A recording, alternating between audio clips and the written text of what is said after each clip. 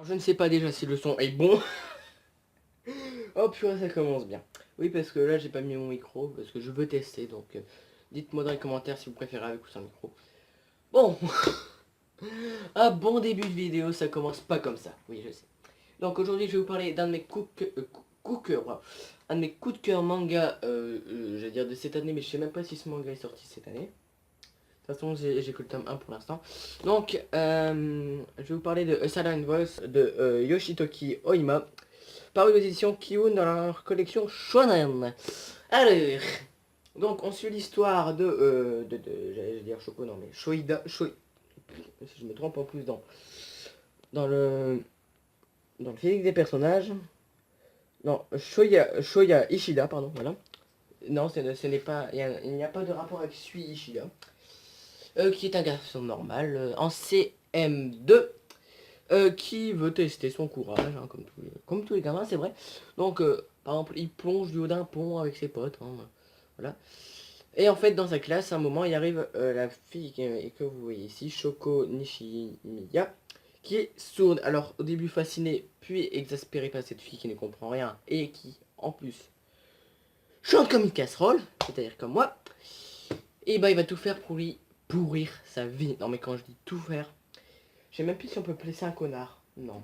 Par exemple, quand je vous dis tout faire, alors qu'elle porte un appareil auditif, bon, qui doit pas fonctionner des masses, il lui crie, je sais même plus si on peut lui dire crie, il lui gueule dans les oreilles, il lui pète ses appareils auditifs, c'est auditif, et son carnet, puisqu'elle discute, comme elle est sourde, elle parle avec un carnet, vous voyez, elle écrit également, il lui fout son carnet dans l'eau. Alors, je sais plus si c'est fait exprès ou pas, mais en tout cas, c'est salaud. Donc, franchement, j'ai pleuré en lisant ce tome. Parce que j'ai eu tellement d'empathie pour Choco qui a l'air tout mignon, tout gentil, qui veut faire le bien, qui veut s'intégrer à une classe. Bah non. Non. Il se fait maltraiter par toute la classe, même le maître, il rit des conneries de Shoya. Et un jour, la brimade de trop, oui, si vous ne voyez pas, un jour, la brimade de trop, le directeur arrive. Qui a fait ça? Qui lui a niqué 8 appareils auditifs? Toute la classe se dit, c'est Shoya, c'est pas nous, c'est lui le connard. Shoya se retrouve dans la merde, plus d'amis, plus de vie sociale, on peut dire. En terminale, eh ben, il va se suicider, donc il retire tout son argent, il dépose tout sa mère. Mais avant, il va rencontrer Shoko, pour une dernière fois.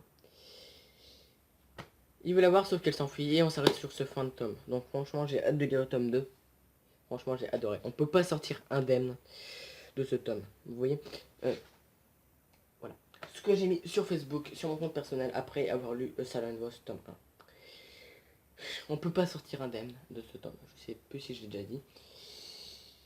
Franchement, moi qui ai de la difficulté à exprimer mon sentiment, je sais que j'ai déjà dit. Et j'ai pleuré en lisant ça. J'ai eu tellement de tristesse pour Choco.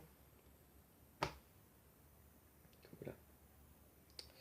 Alors franchement, j'ai lu sur mes petites recherches que l'auteur s'était aidé de sa mère qui est interprète en langue des signes, et je pense ça super. Je sais pas si elle va faire, je pense qu'elle va faire la langue des signes japonaise, puisque j'apprends un petit peu de langue des signes française et c'est différent selon les pays.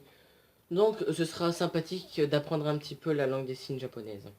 Et apparemment il va lui parler en langue des signes japonaise, et ça va interloquer, si je puis dire, Shoko. Donc je pense que ça va être ça le tome 2.